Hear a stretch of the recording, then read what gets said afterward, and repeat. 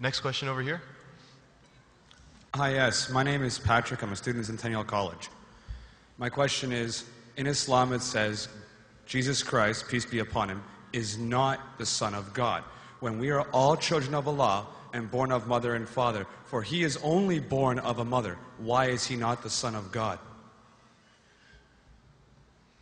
Brother Patrick asked a very good question, a very important question. He said that why in Islam is Jesus Christ, peace be upon him, not considered as Son of God? When we all are children of God, he being born of a virgin woman, all the more reason should be. See brother, if you tell we are children of God, in that way I've got no problem at all. If you read the biblical language, if you say that we are children of God and Jesus is Son of God, in that context, meaning he is person who follows the commandment of God, most verily all the messengers of God, they are sons of God. But the problem is, if someone says he is not a normal son, but he is the begotten son, then there's a problem. Because if you read the Bible have got sons, the God has got sons by the tons. If you read the Bible, Adam is son of God, Ephraim is son of God, Israel is son of God. It's mentioned in the book of Romans, chapter number 8, all those who are led by the Spirit of God, they are sons of God. That means if you follow the commandment of God, you're a son of God. I've got no problem with that phrase at all. But today, that phrase has been misunderstood. You know, for example, if a young son asks me a question, I said, Beta, son, it's a very good question. He won't mind because I'm elderly, you know. But if I say that begotten son, that means I'm insinuating him. You know, maybe he'll punch me. Fine. So what do you realize? That using the phrase son of God, in the context that we are children of God, we have no problem. So in that context, all the human beings who follow the commandments of God can be called children of God. No problem. But what the Christian says, that no, Jesus Christ, peace be upon him, is not a normal son. And he quotes Gospel of John, chapter number 3, verse number 16. For God so loved the world that he gave his only begotten son. Whosoever believeth in him shall not die but have everlasting life. Correct, brother? So do you believe Jesus is the begotten son of God? I do. You believe, fine. Now this verse which I quoted, Gospel of John, chapter number 3, verse number 16, it's from King James Version.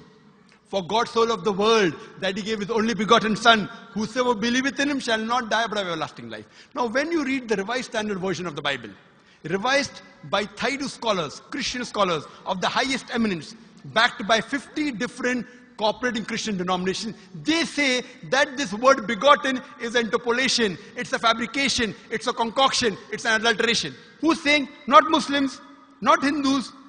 Thaydu Christian scholars of the highest eminence in the Revised Standard Version of the Bible, they say begotten is an interpolation. It's a fabrication, it's a concoction, and they're thrown out of the Bible. So if you say Jesus is Son of God, like Adam, like Ephraim, like Israel, I have no problem. The moment you say begotten, I want to ask you the question, what is the meaning of begotten? Brother, what is the meaning of begotten? You know, begetting is an animal act. It's the function of lower animals of sex. And when you say that he was born to Mother Mary, virgin, what are you insinuating? And if you say, because Jesus Christ, peace be upon him, is God or Son of God, because he was born to Mother Mary, Quran gives the reply in Surah Imran, chapter number 3, verse number 59. Inna masala Isa indallahi ka masala Adam. Khalaqa min turab. That when they say the similitude of Jesus in front of Allah is the same as Adam. They were born from dust and said, be and it was. If you say that Jesus Christ is God because he had no father and only mother, then Adam, peace be upon him, is a greater God. He had no mother and no father according to the Bible. MashaAllah, you're clapping. I like it. So if you say Jesus is God because he had no father, only mother, Adam is a greater God, peace be upon him. He had no mother, he had no father. I never referred to him as a God, but Son of God. That's right. Fine. So Adam is a bigger son of God. Right or wrong? By your definition, Adam would be a god, for he has no mother nor no father. Not my definition, not my definition. By the definition of the Christian missionary. By my definition, he is a messenger of God. Because God cannot beget. I told you in my talk. Lam yalid wa lam yulad. He begets not, nor is he begotten. The moment God begets, he is not God. Son of God meaning pious person, I agree. That's the reason Allah subhanahu wa ta'ala in the Quran, in 99 attributes, he has missed out Ab, father. Why? It's a good attribute, but Allah did not mention Ab meaning father because people started having wrong meaning of the word father.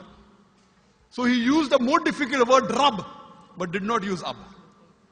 Logically it's fine, but Almighty Allah subhanahu wa ta'ala purposely did not use the attribute Ab in the Quran because people will misunderstand.